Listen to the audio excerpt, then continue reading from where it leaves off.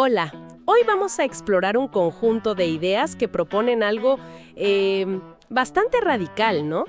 Que la verdadera palanca para cambiar lo que nos rodea está, de hecho, dentro de nosotros mismos. Así es.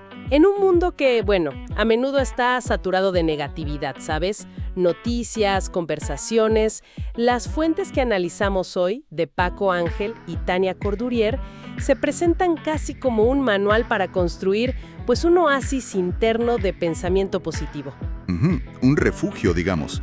Sí, el llamado es directo. Tomar las riendas de la propia vida. Dejar atrás quejas, excusas. Mencionan que usan herramientas como la programación neurolingüística, PNL, que básicamente estudia cómo se conectan nuestros pensamientos, lenguaje, comportamiento y cómo podemos, modificarlos. Claro. Y también hipnosis ericksoniana y terapia Gestalt. Exacto. Y bueno, nos vamos a centrar justo en esas ideas clave de Francisco J. Ángel y Tania Cordurier sobre el poder de la mente, el enfoque positivo, la autorrealización tal como las presentan en su material de audio. Ok. El núcleo de su mensaje, digamos lo central, es que cualquier cambio significativo empieza de adentro hacia afuera. Argumentan que es momento de dejar de sentirnos víctimas, ¿no?, de una programación pasada y empezar a diseñar activamente nuestro presente, nuestro futuro.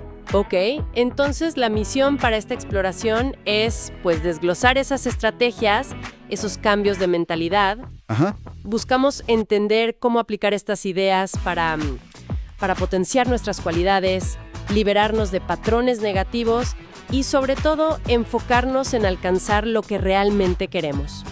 Podría ser como encontrar esa chispa, ¿no? O ese empujoncito necesario. Justo ese empujón. Bueno, arrancan con un refrán que todos conocemos. Todo es del color del cristal con que se miran. Parece simple, pero le dan una vuelta interesante. Cierto. Y fíjate que lo usan para señalar algo evidente, pero profundo, como una misma situación puede generar reacciones totalmente distintas en diferentes personas. Claro, pensemos en un despido, una crítica, incluso un día lluvioso, porque alguien se hunde y otra persona lo ve como una oportunidad. Ajá. ¿Qué onda con eso? Según el material, la diferencia fundamental está en el filtro interno, en la decisión consciente o no de dónde poner la atención. Ilustran esto con una anécdota muy gráfica, la de los dos hijos en Navidad. Uno es pesimista, pero pesimista de hueso colorado, y el otro un optimista incorregible. Sí, la he escuchado. Es buena. Al pesimista le regalan unos patines increíbles y su reacción es pura queja. Seguro me quedan chicos y si no, fijo me voy a caer y lastimar. Uf, qué actitud. Y al optimista, en cambio, le dejan una caja llena de estiércol. Ajá. Y su reacción es de emoción total. ¡Wow! Me trajeron un caballo. Solo tengo que encontrarlo. Jaja, es genial. Y la moraleja es potente, ¿no? En casi cualquier circunstancia, coexisten aspectos positivos y negativos, oportunidades y dificultades. Claro. Lo crucial, argumentan ellos, es nuestra decisión activa de enfocarnos en unos u otros. Esta elección consciente no solo cambia cómo nos sentimos, sino que, ojo, puede influir en los resultados que obtenemos. Y para mostrar cómo funciona la mente con estas instrucciones, proponen un ejercicio mental rápido. No pienses en un perro blanco con manchas negras. Ajá, ya lo pensé. Exacto. Es casi imposible no visualizarlo. Explican que la mente tiende a procesar la imagen central, perro blanco con manchas negras, e ignoran la negación, el no pienses. Exacto. Y aquí es donde conectan con la utilidad de las afirmaciones positivas. Argumentan que, al ser instrucciones directas, en presente, afirmativas, la mente las procesa de manera más efectiva, mucho más que las negaciones o los deseos vagos. Son como darle al subconsciente coordenadas claras, ¿no? Justo, hacia dónde queremos dirigir nuestra atención y nuestra energía. Sugieren empezar a practicar esto ya. La idea es cultivar ese enfoque positivo deliberadamente. En lugar de solo esperar a sentirte bien, proponen usar frases que actúen como recordatorios o reprogramadores. Ok. Por ejemplo, algo tan simple como repetir internamente, ¿es mi decisión ver lo bueno en esto? ¿O los problemas son oportunidades disfrazadas? La idea es entrenar la mente, ¿sabes? Entrenarla activamente para buscar soluciones, posibilidades. Entiendo. También traen a colación a Viktor Frankl y su concepto de la libertad última del hombre. Esa idea de que, sin importar las circunstancias externas, siempre nos queda la libertad de elegir nuestra actitud. Sí, y ese es un punto crucial. Mencionan la experiencia de Franklin en los campos de concentración nazis. Un entorno de sufrimiento, pues, inimaginable. Terrible. Incluso ahí, él observó que quienes lograban mantener un sentido interno, una razón para vivir, tenían más posibilidades de sobrevivir, física y espiritualmente. ¡Wow! Esto ilustra de forma muy dramática que no son los eventos en sí los que nos definen, sino nuestra respuesta interna a ellos. Esa capacidad de elección, aunque a veces parezca mínima, es nuestra, siempre. El material también explora por qué a veces parece más fácil enfocarse en lo negativo. Sugieren una posible raíz cultural, o de crianza tal vez, la tendencia a señalar más los errores que los aciertos. Ajá, como si lo bueno fuera, pues, lo normal, ¿no? Lo esperado. Exacto. Y que no mereciera mención. Mientras que el fallo, se magnifica. Esto podría condicionarnos a estar más atentos a lo que falta, a lo que está mal. Y aquí es donde introducen una distinción útil de la PNL sobre la motivación. Explican que podemos movernos fundamentalmente de dos maneras. Alejándonos de algo que queremos evitar, el dolor, el fracaso, la pobreza, o acercándonos a algo que deseamos, el placer, el éxito, la abundancia. ¿Ok? ¿Y cuál funciona mejor? Argumentan que la motivación de acercarse a es neurológicamente más poderosa y más sostenible a largo plazo. Lo explican con ejemplos claros. No es lo mismo pensar constantemente que no me vaya mal en la presentación que enfocarse en quiero que esta presentación sea un éxito. Claro, cambia todo el enfoque. En el primer caso, la mente sigue girando en torno al mal, al miedo. En el segundo, se orienta hacia el éxito. Cambia la dirección del pensamiento y, potencialmente, pues, la preparación, la ejecución, todo. Exacto. La formulación lingüística importa mucho. Al enfocarnos en lo que sí queremos, activamos diferentes recursos mentales, emocionales. Por eso proponen usar afirmaciones que definan claramente el objetivo deseado. Ajá. No se trata solo de evitar lo negativo, sino de construir activamente lo positivo. Entonces, para reforzar este enfoque hacia las metas, sugieren frases que declaren el resultado como si ya estuviera en proceso. Cosas como voy directo a mi realización o yo puedo lograr cualquier cosa que me proponga. Sí, incluso una que puede sonar rara al principio. Mientras más trabajo, más suerte tengo. Que en realidad reenfoca el esfuerzo como un imán para las oportunidades, ¿no? Justo, le da otro sentido al esfuerzo. Luego, el material plantea una pregunta interesante. Más allá del conocimiento o la acción inicial, ¿cuál es la característica clave de quienes realmente logran sus propósitos a largo plazo? Reconocen que saber qué hacer, el conocimiento y empezar a hacerlo, la acción, son importantes, claro, pero insuficientes. Cierto. Mucha gente sabe lo que tiene que hacer para mejorar su salud, sus finanzas, y muchos incluso empiezan con buen pie. El problema es que a menudo se rinden ante la primera dificultad seria. Y aquí es donde introducen la perseverancia, pero con un matiz importante. Citan la famosa historia de Thomas Edison y la bombilla. Ajá, la del foco.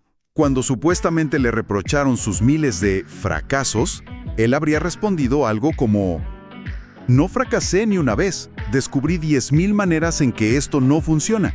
Exacto. Y esto es más que una anécdota. Lo fascinante es el reencuadre mental. El cambio de perspectiva. Sí. Edison no veía los intentos fallidos como fracasos personales, sino como información valiosa, como pasos necesarios en el proceso. Cada error lo acercaba a la solución. Claro, esta perspectiva, esta capacidad de reinterpretar los contratiempos como aprendizaje, es lo que el material identifica como el núcleo de la perseverancia efectiva. No es solo terquedad, ¿sabes? Es persistencia inteligente, y sugieren internalizar esta mentalidad a través de afirmaciones que refuercen la constancia, la resiliencia, frases que nos recuerden que el esfuerzo vale la pena, como el que persevera siempre alcanza, o que nos impulsen a seguir a pesar de los obstáculos. Sigo adelante hasta el final. La idea es programar la mente para ver la persistencia como parte de su identidad. Soy un hacedor. Ahora, es crucial aclarar algo que el material mismo subraya para evitar malentendidos. Ser positivo, en esta visión, no significa ser ingenuo o negar la realidad. Ajá, no es andar por la vida con lentes color de rosa. Para nada, no se trata de pretender que todo es maravilloso. De hecho, mencionan explícitamente que quizás el 90% de las veces las cosas no salen exactamente como las planeamos. El 90%, vaya. Entonces, ¿cómo es una persona positiva según esta perspectiva?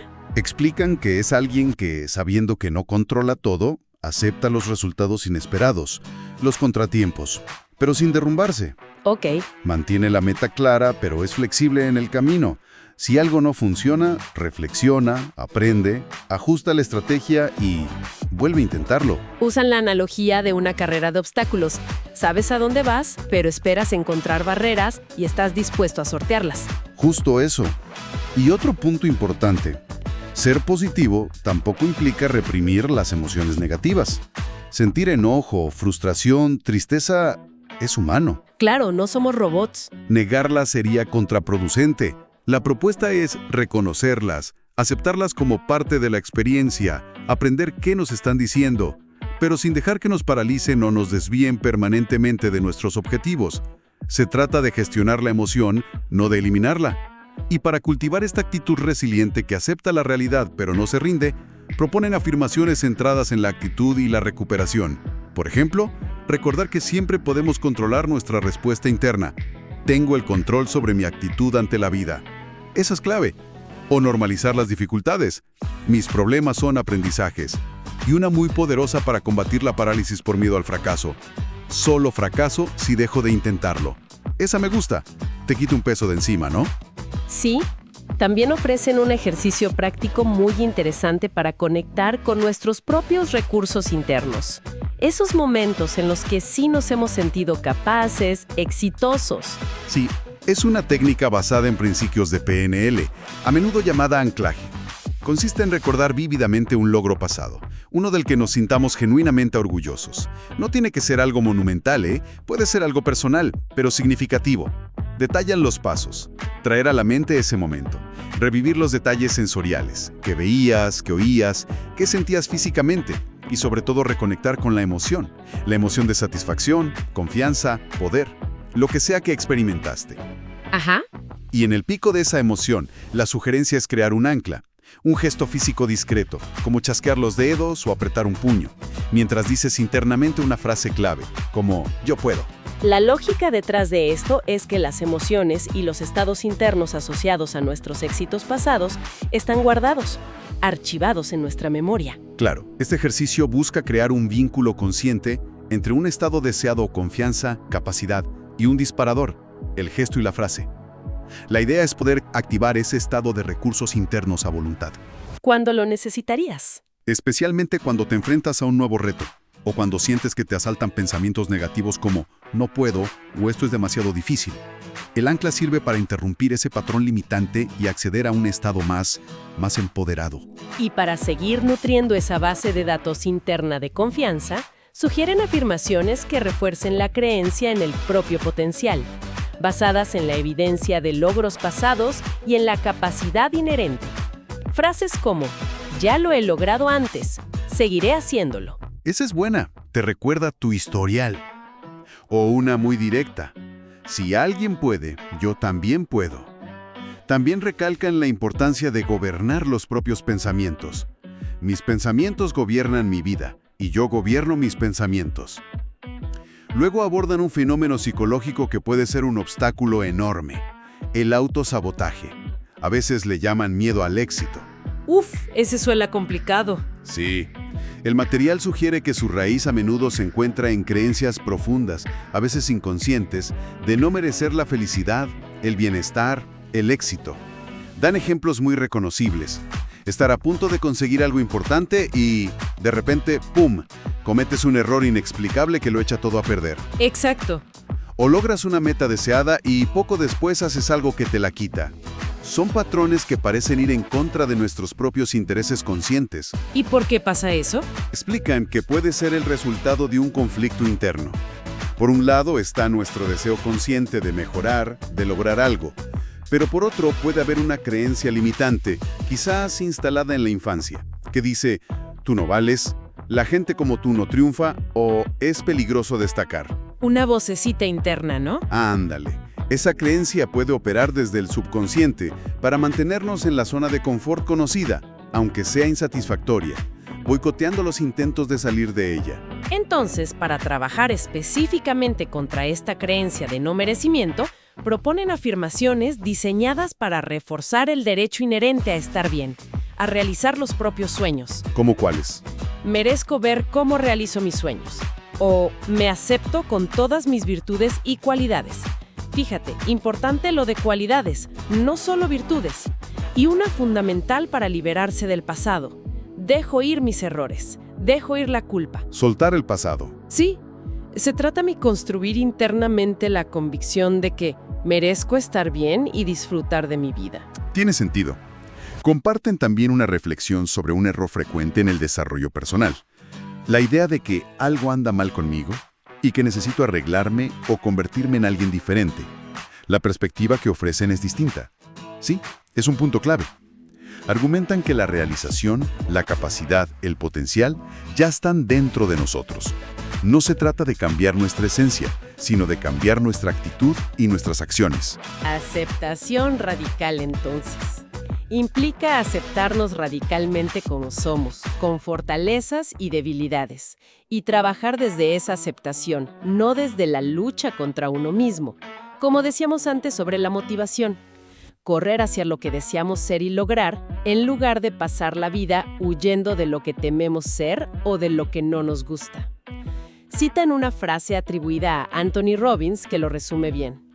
Si sigues haciendo lo mismo, obtendrás los mismos resultados. Claro. Esto no significa que tú estés mal, sino que quizás tus estrategias o tus acciones no son las adecuadas.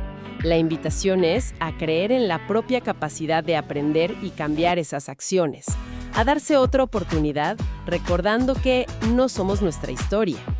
El pasado informa, pero no determina. Exacto. El pasado puede informar, pero no tiene por qué determinar el futuro. Para anclar esta perspectiva de autoaceptación y potencial ilimitado, sugieren afirmaciones que nos recuerden nuestra valía intrínseca y nuestra capacidad de cambio. Frases como, hoy me acepto tal y como soy mucho más que mi historia. Y hoy me doy otra oportunidad. Es un mensaje de esperanza y empoderamiento, basado en la aceptación presente. Y llegan a una recomendación final que, admiten, puede sonar poco convencional en un mundo tan enfocado en el logro, ¿no? Ajá, ¿cuál es? No hacer nada a menos que se disfrute genuinamente. Órale, eso sí es diferente. ¿Y por qué? El razonamiento es interesante. Advierten contra la trampa de perseguir metas solo para demostrar algo a los demás, para cumplir expectativas externas o bajo la falsa premisa de que alcanzar X o Y nos dará la felicidad. Claro, la felicidad como zanahoria. Insisten en que la felicidad es, ante todo, una actitud, una elección interna que se puede cultivar aquí y ahora. Por lo tanto, las metas más poderosas y sostenibles son aquellas que nacen de un deseo auténtico, que nos emocionan, que se sienten como una aventura, no como una obligación. Entiendo. Que el camino sea disfrutable. Comparten una visión del éxito atribuida a Emerson que va en esta línea. Triunfar no es solo acumular, sino reír mucho, ganarse el respeto, apreciar la belleza, dejar el mundo un poco mejor. Saber que alguien respiró más fácil gracias a nuestra existencia. Una visión más humana, ¿no? Más integral. La invitación final es a relajarse un poco, a aprender a reírse de uno mismo, a confiar más en el proceso y en la propia capacidad, y abordar la vida y las metas con una dosis de ligereza y disfrute. Con un poco de amor todo puede lograrse, dicen, sugiriendo que la autoaceptación y el disfrute son combustibles poderosos. Y para cerrar el círculo, ofrecen un último grupo de afirmaciones centradas precisamente en eso, en disfrutar el viaje y valorar el presente. Ideas como disfruto de cada paso en mi camino, la felicidad es una actitud y reafirmar la valía incondicional. Soy valioso por lo que soy, no por lo que hago. Y una final que encapsula mucho de lo dicho. Este mundo es mejor porque estoy en él. Haciendo una síntesis de las ideas centrales de Ángel y Cordelier que hemos explorado, pues emerge un mensaje coherente y potente. El verdadero poder para transformar nuestra experiencia de vida reside en nuestro interior. Totalmente. Tenemos la capacidad de elegir nuestra perspectiva, de dirigir nuestra mente conscientemente usando herramientas como las afirmaciones, de reinterpretar los contratiempos como aprendizaje para perseverar, de aceptarnos incondicionalmente y, quizás lo más importante, de encontrar disfrute y sentido en el proceso mismo de vivir y buscar nuestras metas. Exacto.